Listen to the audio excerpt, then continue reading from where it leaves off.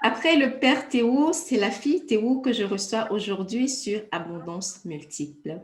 J'ai le plaisir de recevoir Credo Théo sur ma chaîne pour une conversation qui va se dérouler en 3 parties.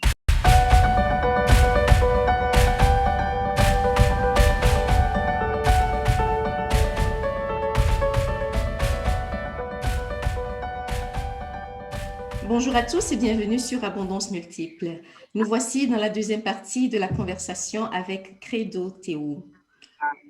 Pour rappel, Credo Théo nous a entretenu de ses activités dans le cadre de Credo Conseil qui propose plusieurs services, notamment le recrutement, la stratégie marketing, la stratégie commerciale d'une entreprise. Ici, nous la retrouvons dans le cadre de ses activités sur la chaîne Préférence locale. Bonjour Credo. Bonjour Anita. Nous voici pour la deuxième partie de l'émission. Et donc, je t'invite à nous parler plus en détail de la chaîne Préférence locale. Merci pour l'opportunité que tu me donnes de parler en fait de Préférence locale, qui est une chaîne sur YouTube pour l'instant. Nous espérons, je parle en même temps de la vision à long terme, bientôt avoir un site internet pour que ce soit une chaîne Web TV vraiment en ligne. Préférence locale, c'est une chaîne qui présente des opportunités en agrobusiness. Donc, l'idée, en fait, est venue de cette envie de donner de la visibilité aux produits locaux. Donc, j'ai commencé par faire de la communication autour des produits locaux, par parler de tout ce qui est aspect marketing autour de ces produits, de la présentation, de la qualité du produit et d'émission en émission, j'ai commencé par aborder les opportunités en agrobusiness comme les cultures qui peuvent nous permettre de produire beaucoup plus pour être autosuffisant. C'est parce que c'est vraiment important pour moi. Oui, comme quelle culture? Comme le manioc. Donc, ma vidéo la plus suivie, d'ailleurs, c'est le potentiel inexploité du manioc. Et j'ai interviewé mon père sur cette vidéo et aussi une dame, une pâtissière qui est en France, qui était passée au pays, que j'ai interviewé pour qu'elle puisse en fait nous parler de tout ce qu'on peut faire en cuisine avec le manioc. Et mon père nous a parlé de tout ce qu'on peut faire, tout ce qu'on peut extraire comme produit à base de manioc. Donc, qu'est-ce qu'on peut extraire? Qu'est-ce qu'on peut extraire du manioc? Moi, ce que je connais du manioc, c'est la farine ou alors le manioc cuit à l'eau Oui. et une troisième variante, le manioc frit. Bon, je n'ai pas encore eu l'occasion de goûter au pain à base de farine de manioc. Donc, si tu pouvais nous en dire un peu plus sur toutes ces variétés que l'on peut avoir à partir du manioc, ce serait bien. Déjà, il y a la farine, comme tu viens de le dire. Il y a le gari qu'on fait à base de manioc. Il y a le achieke à base de manioc, donc le manioc bouilli, le manioc frit. Il y a les chips de manioc. Il y a le agbeli klanko qu'on fait à base de manioc. Il y a le amidon qu'on utilise même en laboratoire pour les produits pharmaceutiques et tout. On fait aussi de la colle à base de manioc. On fait du sodabi, donc de l'alcool à base de manioc. Et on fait aussi le pain, comme tu viens de le dire, et tout ce qui est pâtisserie, en fait. Donc, c'est une farine qu'on peut utiliser pour substituer, pour réduire le taux de blé dans le pain. Et vu que le blé contient du gluten qui constipe certaines personnes, le fait d'utiliser une partie de la farine de manioc pour réduire le blé permet à ces personnes de mieux digérer ce pain. Et on l'utilise pour faire des gâteaux, des sauces en pâtisserie et tout plein de choses en fait. Ouais. Mais un gain en santé, pas seulement, mais aussi un gain économique, puisque le blé, on n'en produit pas chez nous. Et donc, ça réduit le coût de revient du produit fini. Et surtout, ça réduit un peu les importations. Oui, c'est ça. Et ça permet de travailler, en fait, d'utiliser ce qui est produit chez nous. Donc, voilà. Oui. Est-ce qu'au-delà d'informer les personnes sur tout ce qu'on peut faire avec le manioc, est-ce qu'il y a une activité, une démarche de formation? La chaîne Préférence locale, plutôt, ne fait pas de formation pour montrer aux gens. Mais il y a 4 salles qui a déjà formé il a formé les pâtissiers, donc c'est papa essentiellement qui l'a fait, à l'incorporation de la farine de manioc pour fabriquer du pain. D'accord. Peut-être que tu nous expliqueras ça plus en détail dans la troisième partie de la conversation. D'accord. Oui. Ok. Et alors, justement, concernant la boulangerie, quel est l'accueil réservé au pain à base de farine de manioc? C'est quelque chose qui est maintenant entré dans les habitudes de consommation des Togolais? Oui, il y a même le gouvernement qui est à pied d'œuvre pour amener, bon, pour contraindre un peu tous ceux qui font de la pâtisserie à incorporer la farine de manioc dans la farine de blé pour faire le pain. Parce que euh, il faut comprendre que le Togo aussi, quoi qu'on puisse dire, veut arriver à une autosuffisance alimentaire, veut pouvoir trouver des produits de substitution. Et quand tout le monde commence à parler de quelque chose qu'on peut utiliser, qu'on a chez nous, mais qu'on ne le fait pas, il y a problème. Donc, le ministère du Commerce, de la Consommation locale est à pied d'œuvre, en train d'amener, de sensibiliser tous ceux qui sont des boulangères et tout, à incorporer la farine de manioc dans le blé. Moi, j'ai été même allée représenter Katsar au 1er mai, je crois, 2019. Et c'était les premiers pains à base de farine de manioc que papa faisait. Et le ministre avait demandé qu'on vienne présenter ce pain. Et j'étais allée, je l'ai présenté, j'ai partagé aux gens pour qu'ils puissent accompagner leur salade avec. Et ça a été vraiment apprécié. Donc, il y a aussi des entreprises aujourd'hui qui se spécialisent en fabrication de pâtisseries à base de farine de manioc, à base de farine de soja, farine d'igname aussi. Donc, ils essayent de transformer au maximum pour découvrir des produits. Il y a aussi, juste un petit exemple, il y a une entreprise qui s'appelle Pain Glory, il fait du pain Glory, qui a fabriqué le burger à base de boma. Donc, il l'appelle le boma. Notre épinard, c'est ça? Oui, c'est ça. Ouais.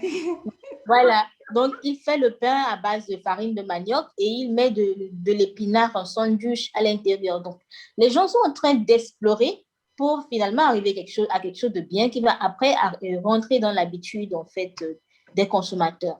Justement, est-ce que tu peux poursuivre sur cette lancée des exemples? Tu parlais tout à l'heure de faire la promotion des produits locaux sur ta chaîne Préférence locale.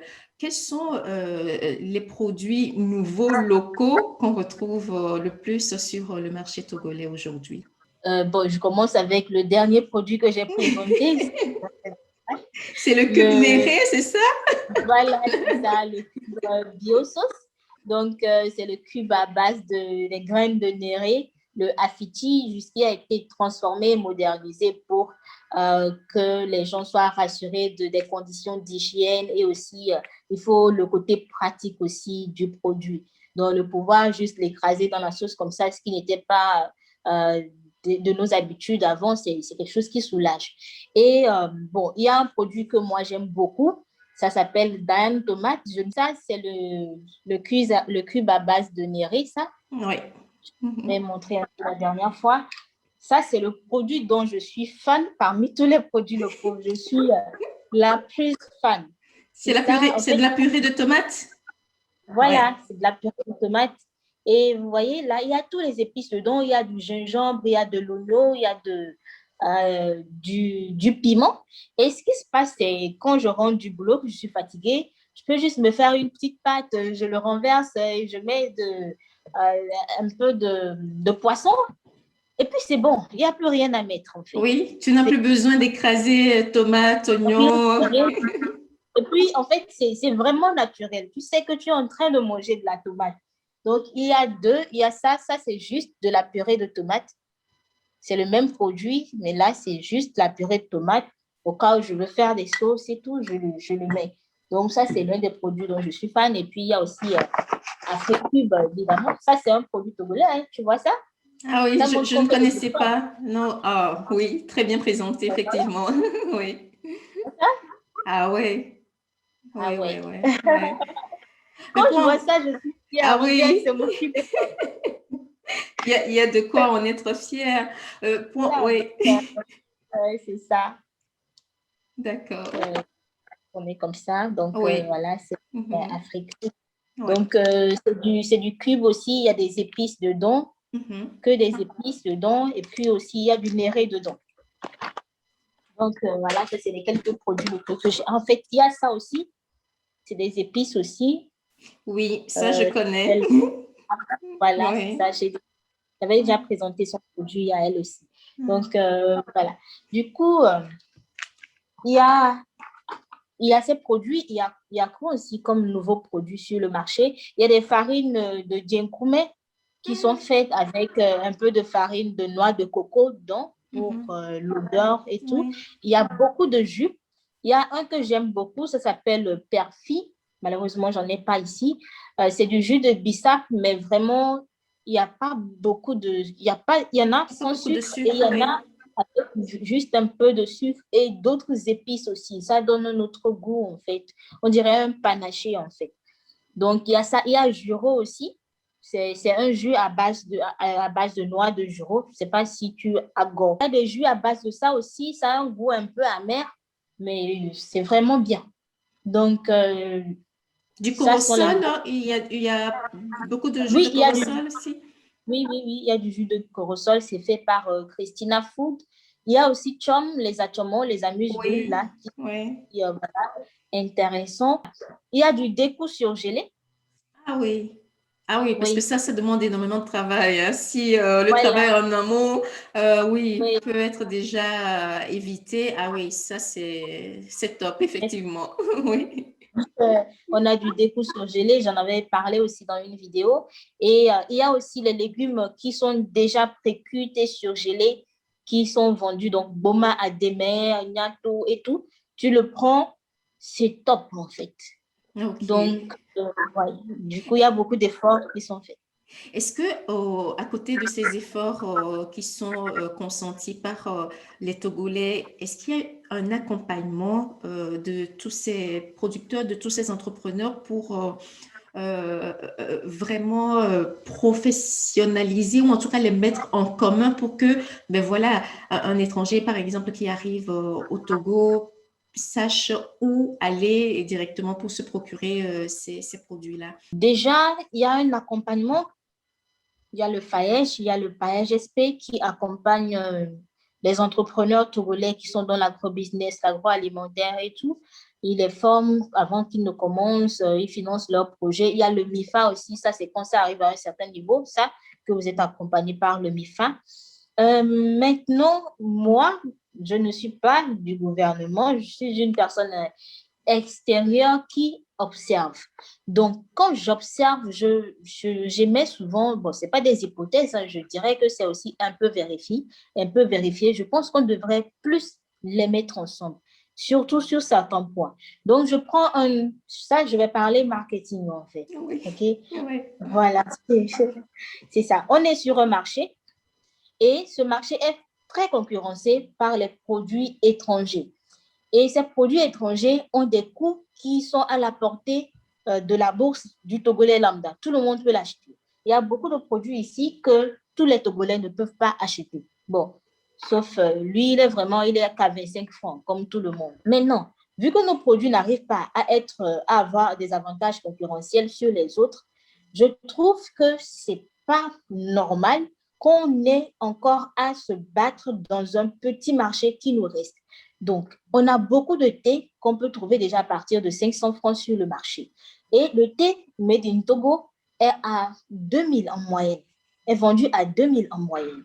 Maintenant, il y a monsieur A qui commence par faire du thé. Demain, il y a monsieur B qui commence par faire du thé. Après, demain, il y a C qui fait du thé. Or que le marché d'abord qui est réservé aux produits locaux est très petit. Oui. Voilà, parce qu'il est très concurrencé. Et maintenant, dans ce petit marché-là, on se tire encore les balles dans les pieds, en fait, en nous concurrençant entre nous. Et si au moins les produits qui sortent, je suis désolée de le dire, je sais que les entrepreneurs locaux vont me voir, ils vont peut-être me détester. Si au moins les thés qui sont en train de mettre sur le marché sont bien, là, on peut dire que oui, il y a un travail qui est fait. Il y a certains thés qui sont bons, mais il y a d'autres.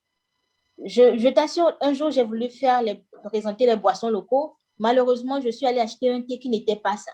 Quand j'ai ouvert le thé lors du montage, je l'ai sorti. Le paquet, d'abord, il était tout petit. Le sachet à l'intérieur était vraiment tout petit, était compact. Il n'y avait pas de fil dessus. Et il y a d'autres qui sont plus grands avec des fils. Il y a d'autres, on a même coupé le papier et il restait encore des chutes en fait. Oui. Et quand tu mets le sachet dans l'eau, tu mets de l'eau chaude dessus, ça ne s'infuse pas.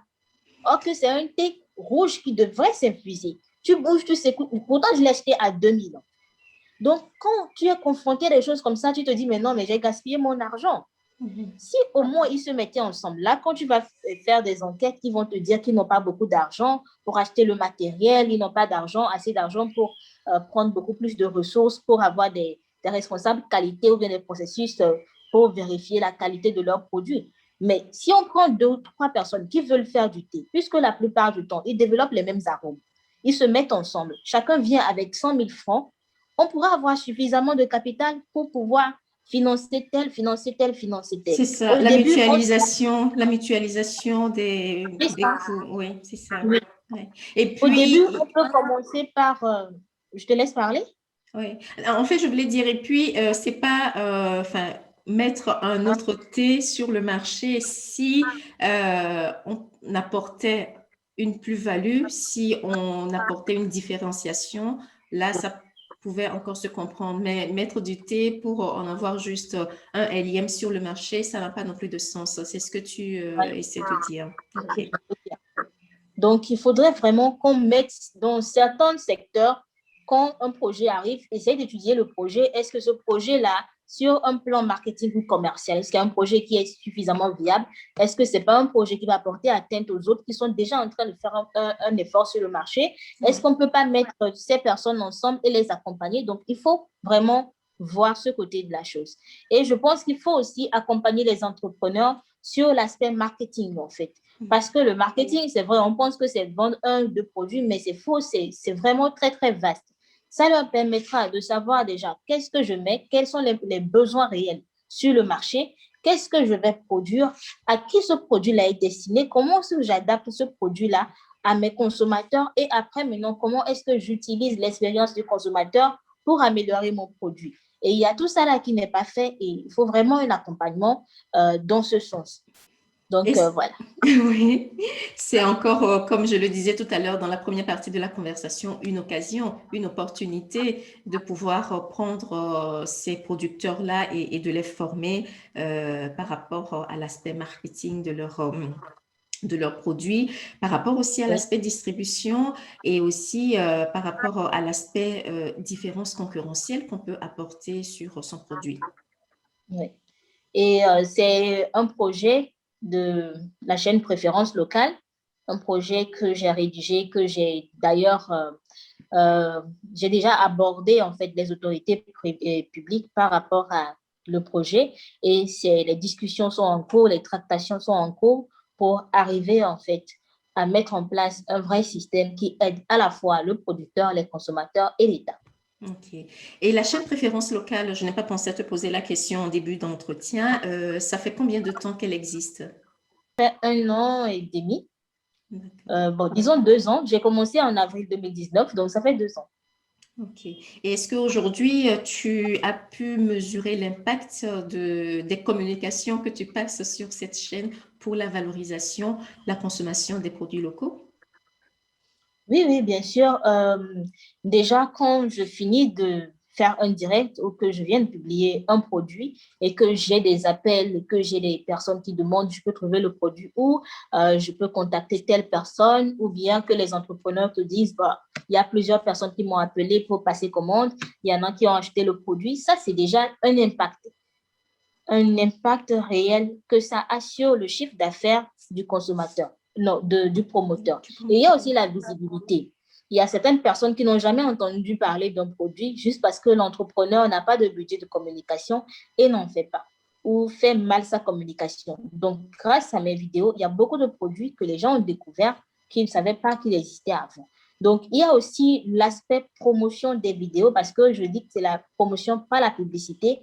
Je présente le produit tel qu'il est, je parle de moi, ce que mon expérience en fait avec le produit Oui. et ça permet en fait aux gens qui avaient des idées arrêtées sur un produit ou bien sur les produits locaux en général d'avoir envie d'essayer. Et aussi le message derrière qui est un message patriotique, qui est un message qui se veut en fait d'encourager les gens à aimer ce qui est produit par son frère togolais passe. Il y a beaucoup de personnes qui avant étaient super sceptiques, mais qui aujourd'hui commencent par consommer local et eux-mêmes commencent par parler de la consommation locale. Quand j'ai commencé il y a 2 ans, il n'y avait pas du tout, il y avait vraiment très, très peu de personnes qui parlaient de la consommation locale de façon régulière comme c'est le cas aujourd'hui. Mais peu de temps, 2 ans maintenant, il y a pratiquement tout le temps, on entend parler de la consommation locale. Donc, moi, j'en suis fière. Je pense que j'en suis pour quelque chose et j'ai l'intention de continuer en fait pour avoir vraiment cet impact, surtout côté marketing sur ces produits. C'est ça. Et pour terminer, on l'a déjà abordé plusieurs fois, aussi bien dans la première partie de l'entretien que dans cette partie.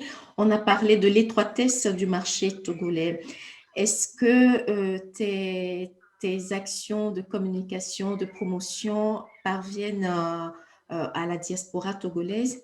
Et si oui, comment mesures-tu l'impact de tes actions vers la diaspora togolaise et aussi pour les préparer à consommer local quand ils reviennent au pays?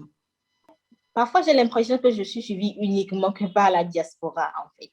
Allez. Il faut dire que voilà, le marché, il est étroit, c'est vrai, mais les réseaux sociaux, ça transforme le monde dans un petit village, comme on dit. Ouais. Et moi, j'ai été vraiment surprise de l'impact de mes vidéos sur la diaspora. Au début, ça a commencé avec, on m'écrit sur LinkedIn, on me dit, bon, je veux rentrer au Togo, je rentre en telle période, j'ai un projet en agrobusiness et j'aimerais qu'on en parle. Donc, on prend rendez-vous même avant que la personne n'arrive. Et j'ai rencontré vraiment plein comme ça. Il y a des gens qui m'écrivent et qui, juste pour m'encourager, dernièrement, il y a un monsieur en Italie qui m'a envoyé, je te dis, un gros pack de cuisine vraiment énorme. Je ne m'y attendais pas. Il me dit, bon, comme tu cuisines souvent dans tes émissions, je vais t'envoyer ça pour t'encourager. Il y a énormément de personnes de la diaspora qui me suivent et moi, ça me fait vraiment plaisir, ça me fait chaud au cœur.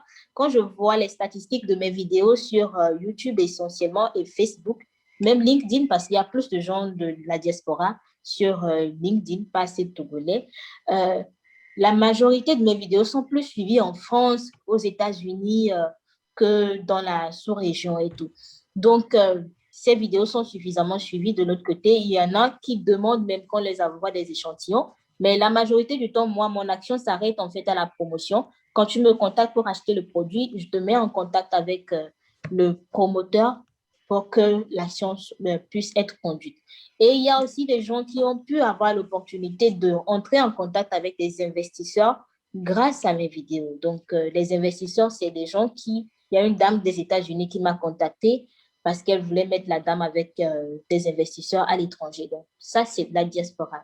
Et D'accord. aussi, dans la sous-région, il y a beaucoup de personnes, quand je mets les vidéos en ligne, qui veulent distribuer soit un produit ou bien qui veulent savoir où ils peuvent le commander de leur côté. Donc, je pense que ce n'est que le début et j'espère que très bientôt, il y aura beaucoup plus d'engouement autour des produits locaux à travers des vidéos comme ça. Merci Credo, merci à toi pour tes actions de promotion pour booster la consommation locale. Nous aurons l'occasion de parler plus en détail de l'agrobusiness dans la troisième et dernière partie de cette conversation. Merci beaucoup et à très bientôt. Merci à toi, Anita. À bientôt.